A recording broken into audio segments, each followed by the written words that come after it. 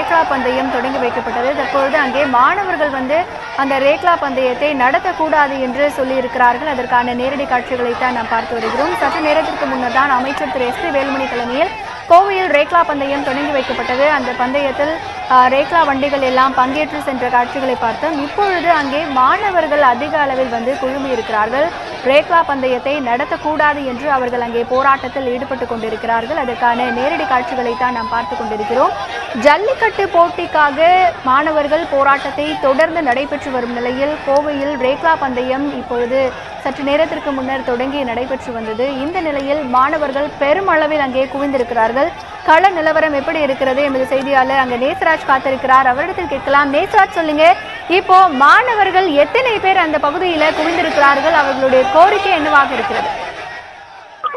நாம் தற்போது கோவை கொடிசா மைதானத்தில் இருக்கிறோம். இன்று காலை ரேக்லா பந்தயம் நடைபெறும் என மாவட்ட நிர்வாகம் தெரிவித்திருந்தது. அதனை அடுத்து கோவையில் எஸ் பி வேலுமணி தலைமையில் ரேக்லா வாகனம் விடப்பட்டது. 3 வாகனங்கள் போனது. இதன் பின்பு மாணவர்கள் அங்கு குழுமி இருந்தவர்கள் அந்த சாலையில் உட்கார்ந்து போராட்டம் செய்கின்றனர். தற்பொழுது இந்த பகுதியில் எஸ் பி வேலுமணி அவர் பேசுறதுக்கு தயாராகிட்டு இருக்காங்க. அதே போல கோவை மாநகர காவல் ஆணையாளர் அமல்ராஜ் மற்றும் கோவை மாவட்ட ஆட்சியர் ஹரிகரன் மற்றும் எல்லாரும் அவங்க பேச்சுவார்த்தையில் ஈடுபடுறாங்க. தற்போது இங்கிருந்து இந்த இத்தனை மாணவர்கள் திடீர்னு வந்தாங்கன்னு தெரியல அப்படின்னு தெரிவிச்சிருக்காங்க. தற்போது 700க்கும் மேற்பட்ட 1000க்கும் மேற்பட்ட மாணவர்கள் அந்த சாலையில் உட்கார்ந்துட்டு இருக்காங்க. தற்போது அமைதி பேச்சுவார்த்தையில எஸ் பி வேலுமணி அவர் பேசிட்டு இருக்காரு. இருந்தாலும் நாங்க கலைய மாட்டோம் அப்படின்னு தெரிவிச்சிருக்காங்க. தற்போது இந்த கிரவுண்டில் இருந்து 2 வீலர்ல சாரையாக மாணவர்கள் அந்த சாலையில் அமர்ந்திருக்காங்க. இதனால பரபரப்பான சூழ்நிலை ஏற்பட்டிருக்குது. பாதுகாப்பு கருதி போலீசார் பல்வேறு பகுதிகளில் அவர்களுக்கு பாதுகாப்பு கொடுத்து வருகின்றனர். நாங்கள் ரேக்லா பந்தயத்தை அனுமதிக்க மாட்டோம் என முழக்கமிட்டுள்ளனர்.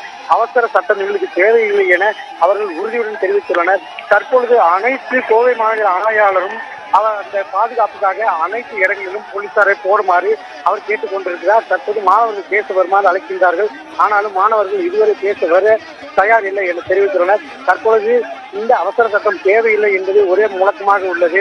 இந்த ரேக்லா பந்தயங்கள் 200 வண்டி ஓடுனாங்க. ஆனால் 4 வண்டி மட்டுமே ஓடப்பட்டது. அதற்குள் மாணவர்கள் அதற்கு முன்பாகவே அந்த சாலையில் அமர்ந்து விட்டார்கள். தற்பொழுது 1000 பேர் அந்த இடத்துல குழுமியுள்ளதால் ஒரு பரபரப்பான சூழ்நிலை ஏற்பட்டுள்ளது. அமைதி பேச்சுவார்த்தையில் எஸ் பி வேலுமணி அவர்கள் பேசிட்டு இருந்தாலும் தற்பொழுது அவர்கள் பேசுவதற்கு தயாராக முன்வரவில்லை. அதே போல அவர்கள் என்ன தெரிவிக்கிறார்கள் என்றால், அவசர சட்டம் எங்களுக்கு தேவையில்லை, இதை முன்பே அறிவித்திருந்தோம் என சற்று நேரத்திற்கு முன்னர் நாம் தெரிவித்திருந்தோம். ஒரு ரகசிய தகவல் வந்தது. இந்த ரகசிய தகவலில் மாணவர்கள் இங்கே வருவதாக கூறியுள்ளனர். தற்போது வஉசி மைதானத்தில் இருந்து கிட்டத்தட்ட 700க்கும் மேற்பட்ட மாணவர்கள் இங்கு குழுமி இந்த போராட்டத்தை தடுத்து தங்கள் ஆர்ப்பாட்டத்தை தெரிவித்துள்ளனர். இந்த மாணவர்களின் ஆர்ப்பாட்டம் என்பது ஒருங்கிணைப்பாளர்கள் யாரும் இல்லை. அவர்களாகவே தாமாகவே முன் அந்த சாலை முழுவதும் நின்று கொண்டுள்ளனர். தற்பொழுது போலீசார் வேடிக்கை பார்த்து வருகின்றனர். என்ன செய்வது என்றே தெரியாமல் தற்போது பொள்ளாச்சி ஜெயராமன், எஸ் பி வேலுமணி 2 பேரும் அந்த மேடையில் உட்கார்ந்துட்டு இருக்காங்க. கோவை மாவட்ட ஆட்சியர் ஹரிகரன் இருக்காரு. அதே போல கோவை மாநகர காவல் ஆணையாளர் அமல்ராஜ் இருக்காங்க. அவங்க எல்லாரும் பேச்சுவார்த்தைக்கு வாங்கன்னு சொன்னாலும் இந்த மாணவர்கள் வருவதற்கு தயாராக இல்லை. தற்பொழுது இன்னும் சற்று நேரத்தில் இவர்கள் என்ன செய்வார்கள் என்பதே கேள்விக்குறியாக உள்ளது. கேமா, இந்த ரேக்லா போட்டிகள் எல்லாமே நிறுத்தப்பட்டு விட்டதா? அங்க நிலவரம் என்ன? தற்போது ரேக்லா பந்தயம் நிறுத்தப்பட்டுள்ளது. தற்போது 200 வண்டி வரும், 3 வண்டியில வந்தது. அதனால அந்த 3வது வண்டி போகும்போது இந்த மாணவர்கள் அந்த சாலையில ஆக்கிரமித்து அங்கேயே உட்கார்ந்து விட்டனர். கையை அசைத்து நாங்கள் விடமாட்டோம் என தெரிவித்துள்ளனர். தற்பொழுது அமைதி பேச்சுவார்த்தை நடந்து கொண்டிருக்கிறது. இது இறுதியில் என்ன முடிவு ஆகும் என்பதே தெரியவில்லை. மாணவர்கள் அவசர சட்டம் எங்களுக்கு தேவையில்லை, நிரந்தரமாக சட்டம் ஏற்றும் வரை எங்களது போராட்டம் தொடரும் அப்படின்னு தெரிவித்தாங்க. ஆனா அவர்கள் ஒரு உறுதியோடு இந்த போராட்டத்தை அவர்கள் வழிநடத்தி செல்கின்றனர். ராஜ், இப்போ பேச்சுவார்த்தையில யாரெல்லாம் ஈடுபட்டிருக்காங்க? இந்த பேச்சுவார்த்தையில மாணவர்கள் தரப்புல இருந்து என்ன சொல்லப்படுது? நேசராஜ், மாணவர்கள் தரப்பில் யாருமே ஒருங்கிணைப்பாளர் என்று யாருமே இல்லை.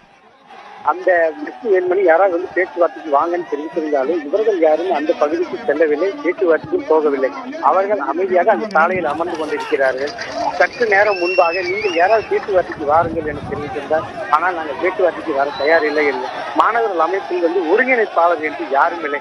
அவர்கள் தாமாகவே முன் வந்து இந்த போராட்டத்தை வழிநடத்தி செல்கின்றனர். எப்படி இவர்களுக்கு இந்த ரேக்லா பந்தயம் நடக்கும் போது இது காலை அவர்களுக்கு தெரிய வந்துள்ளது.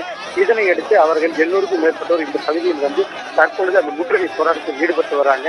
தற்போது அரசு அதிகாரிகள் அமைச்சர்கள் என்ன செய்வதென்று தெரியாமல் அவர்கள் விழித்துக் கொண்டே உள்ளனர்.